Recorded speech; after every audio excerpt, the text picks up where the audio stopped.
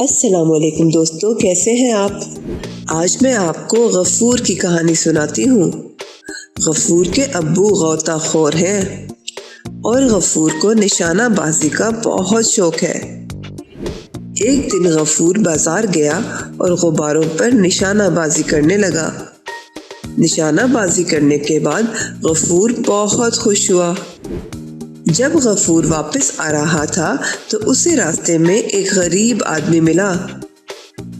غفور نے غریب آدمی کی مدد کی اور بہت خوش ہوا۔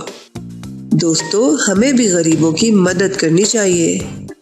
دوستو، غار، غبارہ اور غوطہ خور کی شروع کی آواز غ ہے۔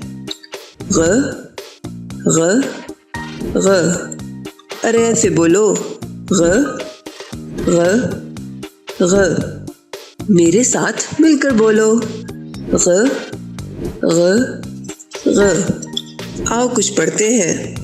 غ غار، غ غبارہ، غ غوطہ خور۔